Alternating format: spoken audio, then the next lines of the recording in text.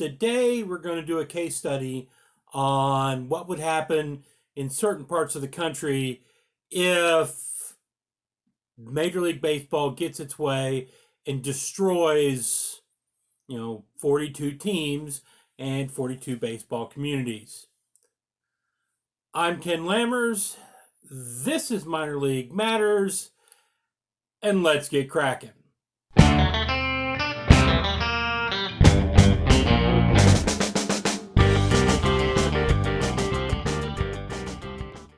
Okay, so for those of you who don't know already, and I've ranted about it once and talked about it in another podcast, videocast, Major League Baseball, this is apparently being pushed by the Orioles, the Brewers, and the Astros, is trying to destroy 42 minor league baseball teams and communities that are affiliated.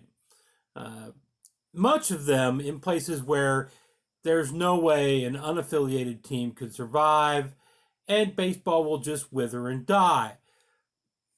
And rather than trying to cover all of it across the entire country, and I may come back to this again and fill other slots in, particularly having to do with the Pioneer League, let's talk about what happens if the Appalachian League goes. So let's look at this first document. Let me pull this up real quick. This is the Appalachian League and a couple single A teams in Lexington, Kentucky, Charleston, West Virginia, that are all slotted to be destroyed. So let's talk about this really quickly. As you can see, the Appalachian League teams, there's a cluster of them in eastern Tennessee. There's a few of them, a couple on the West Virginia and Virginia border. There's one down in Danville, Virginia, in southern Virginia, and there's one down in North Carolina, that's Burlington. Now, having shown you these, and of course, I've also included in here the single A team in Charleston, West Virginia, that is supposed to be wiped out, and the single A team in Lexington, Kentucky, that is supposed to be wiped out. So there you see it as kind of how they are spread out. I didn't include Pulaski, Virginia's team, in here because apparently Pulaski, amazingly, is meant to be made a single A team.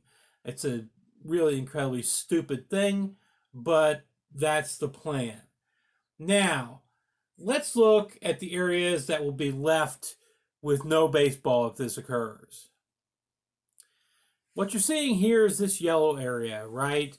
And for instance, if we start down in eastern Tennessee, you will see that basically eastern Tennessee, it's wiped out. Now, of course, there is a team in Kodiak, Tennessee, and that is the Tennessee Smokies.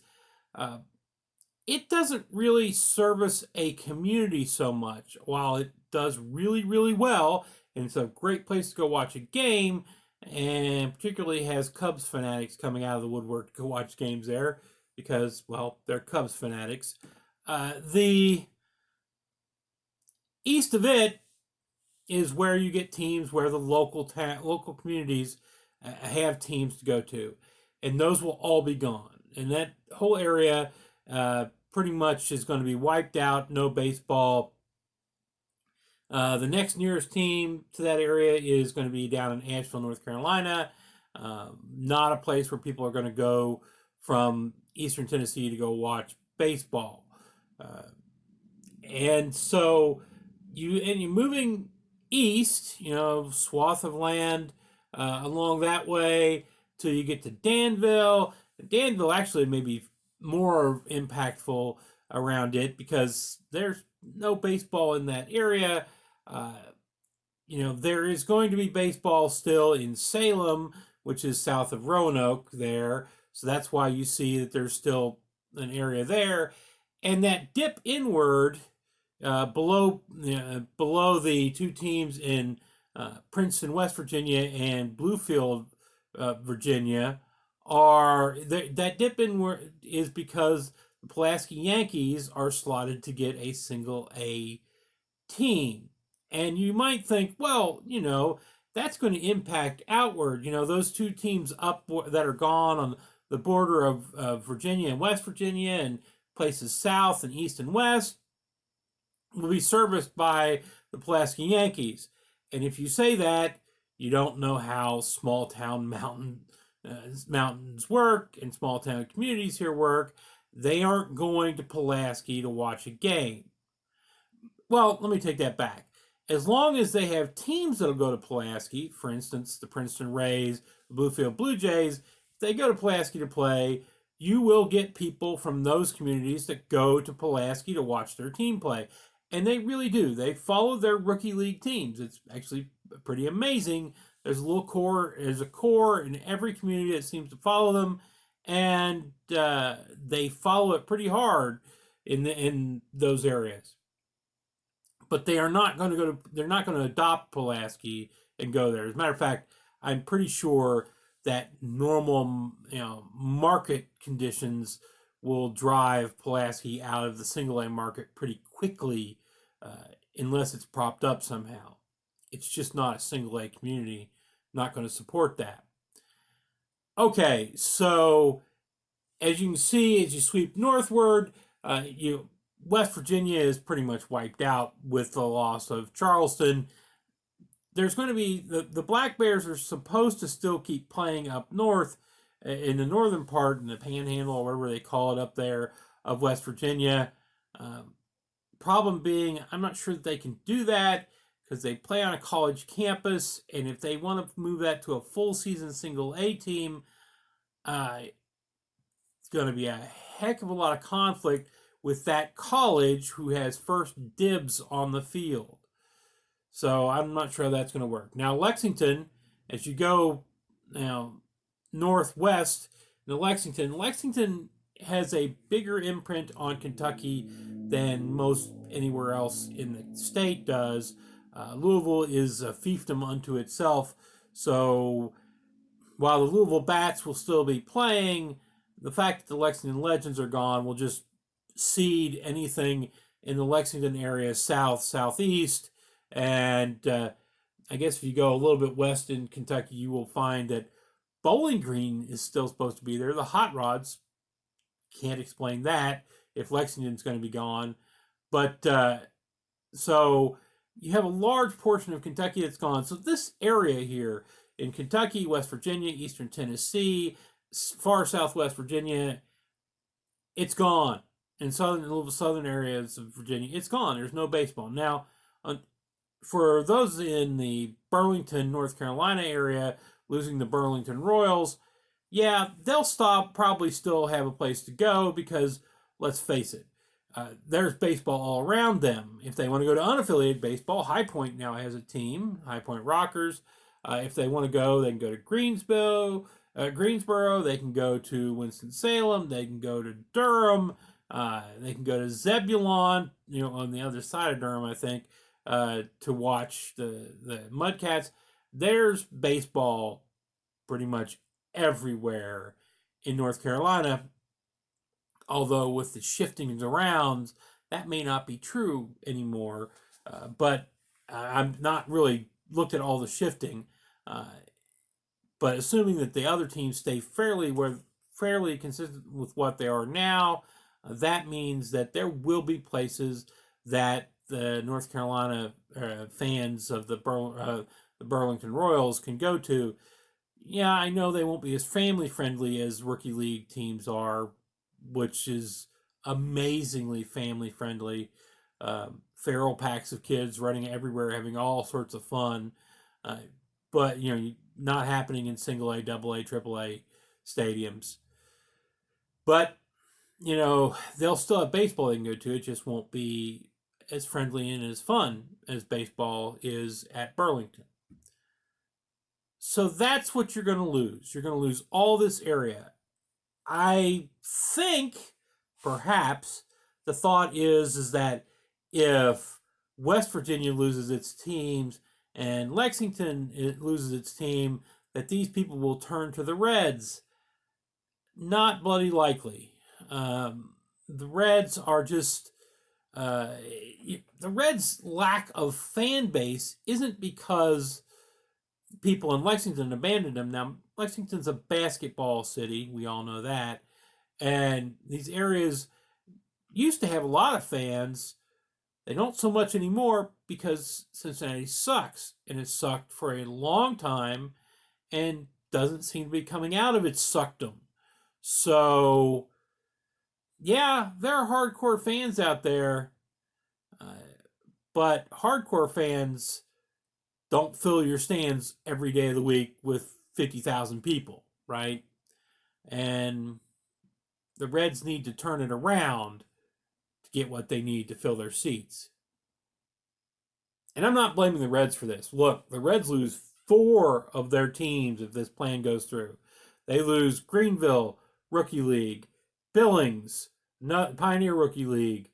They lose the Tortugas in the Florida State League, and they lose their Double-A team in Chattanooga. I mean, it's just gone. Their whole farm system is gone. I'm sure they'll find replacements, but it'll be a mess trying to get there. So I don't think the Reds are responsible for this, but I'm just kind of casting around trying to find a reason that they would go for what they're going for. Now, having said that, let's look at, part 2 here. We're going to actually make a case study of the Reds. And you'll see here, this is a map of where the Reds currently have their affiliated teams. You can see here they're spread out a little bit. Let me show it to you with the markings showing what level everybody is. So the yellow pins are the Rookie League teams. That would be the Greenville Reds and Billings Mustangs. Yeah, Greenville Reds are a new attachment, new affiliation with the Reds as of last year, actually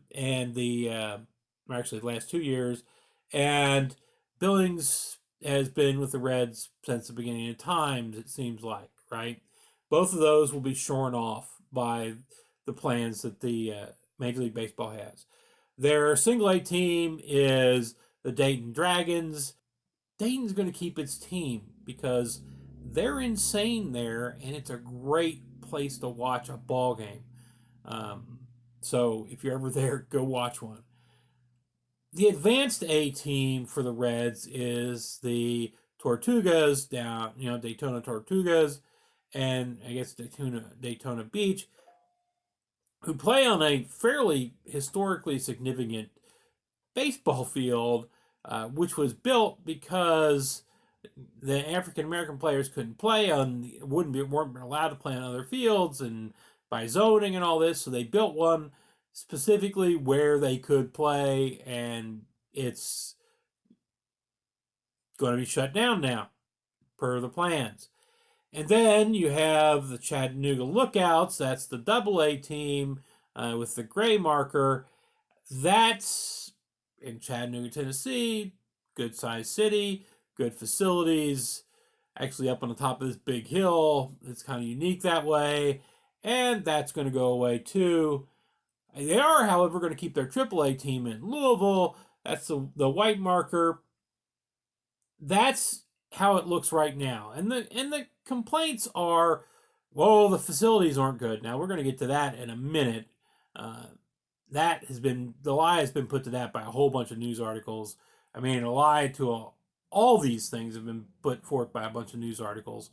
But, the facilities issue we're going to leave by and by right now. The second claim has been that they want to be closer to their affiliates. They don't want their affiliates to be way off and way away from them. And this has been the excuse. This is a big excuse for killing the Pioneer League, where Billings is, because it's way out there filling a slot where there's not a whole lot of other places that baseball exists. And it takes a lot to travel from one from one stadium to another out there because there's a lot of distance out there. So, what would it look like if the Reds were actually serious? Major League Baseball was actually serious about putting things together so that the Reds have close affiliates. Well, here's what you would probably get for that. Now, I'm assuming, they don't get rid of a bunch of teams and all that, but um, the nearest rookie league is still going to be down in eastern Tennessee. So if they keep rookies leagues, it'll be Greenville. And they should keep Greenville because it's the best facilities and the best park in all of the Appalachian League. Period. Bar none. Yeah, there are a lot of tricks being played here and there and elsewhere on different parks to make them funner and more enjoyable and et cetera, et cetera. Greenville's park is the best park in the entire Appalachian League, uh, bar none. So they should keep that if they keep the rookie league. Now, single A is going to be Dayton because they'd be an idiot to drop Dayton. Dayton has fanatical fans. It has a large following in its area. They, sell tickets a year and a half in advance. It seems like it is hard to get a ticket to a Dayton Dragons football or baseball game. It's a great fan base, and through that fan base, Cincinnati builds its own fan base, right? Because of the affiliation. They'd be really true idiots to lose Dayton, and so it should stay. Now, Double A. What should happen to Double A? Well, let's be honest here. If you want to build a fan base that's close enough that they're going to become watch the Cincinnati Reds, Chattanooga doesn't fill that. So what you should do is approach the Lexington Legends, go, hey, we're going to throw some money at you and help you with getting loans, etc. And we're going to get that single A stadium you've got up to double A stadium status, or we're going to build you a new one in Lexington, and you're going to go for it, right? Lexington Legends are going to be our double A team. This would be an incredible boost for the Reds. It would draw a lot more fans in the Lexington area, particularly if they build it and moved it to more ritzy area than where it's at right now, somewhere on the south side of town. And it would bring fans, right? Fans of people who they watch play in Lexington that are going to be in Cincinnati, which is an hour to an hour and a half drive away, and very makeable. They could do that. Shutting down the Lexington team is a truly stupid idea. Changing the Lexington team into a double A team would be really quite bright. Okay, I've skipped the advanced A or A plus or whatever you want to call it, because there are no teams nearby. There's no advanced A leagues that play anywhere near Cincinnati.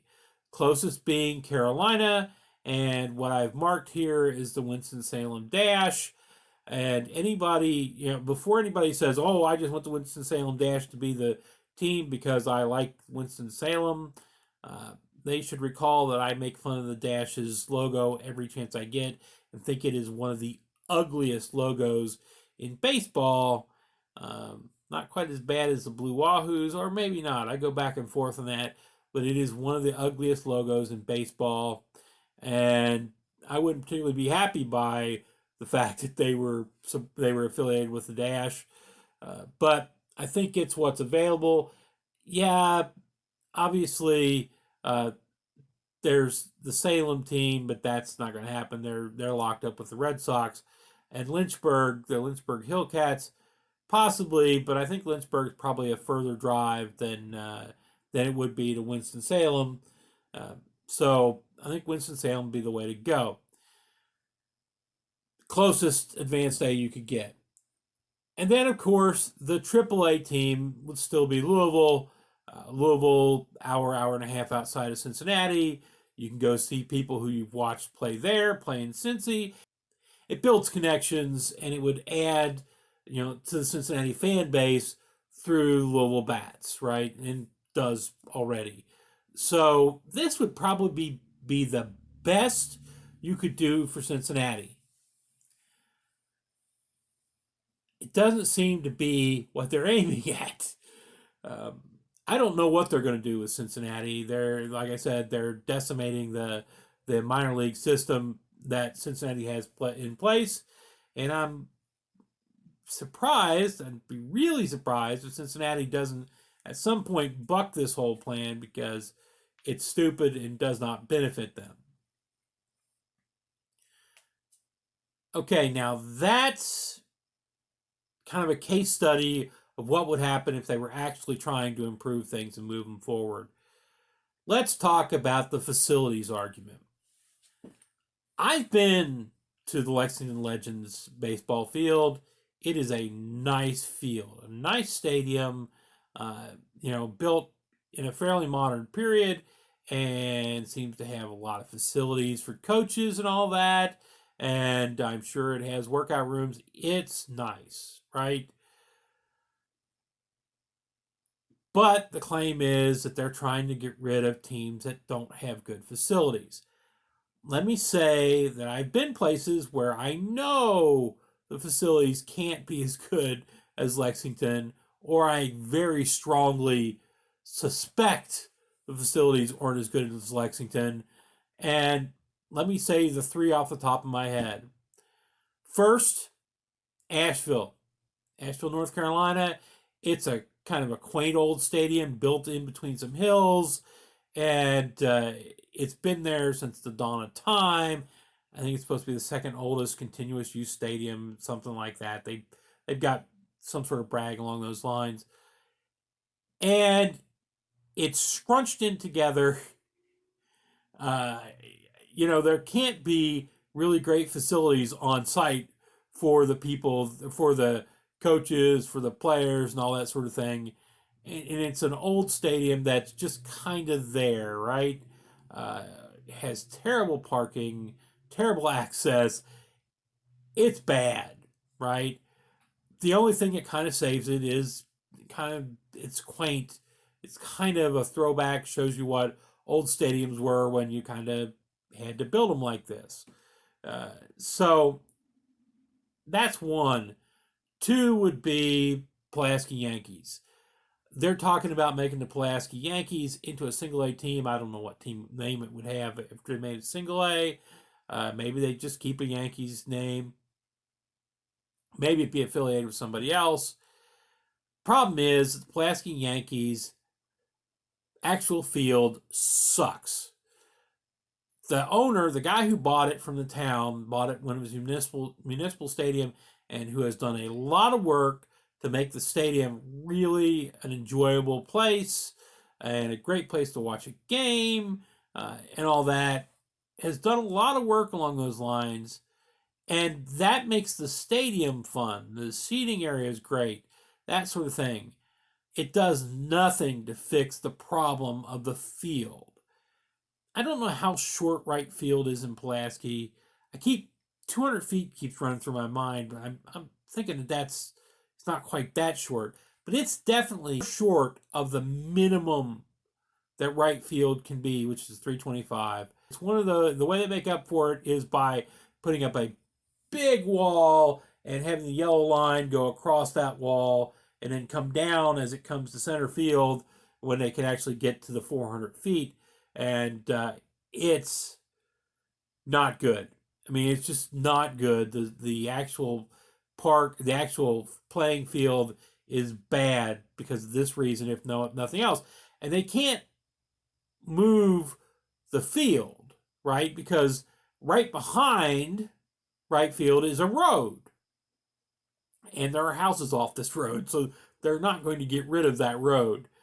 And if they tried to move it back, which I gotta imagine would be a heck of an engineering feat just to move the field, but beyond just moving the field, to move it back, they're going to have to destroy seating and I think there's a hill behind the seats they'd have to dig into, and maybe houses up beyond the hill that they'd have to. It's not going to happen.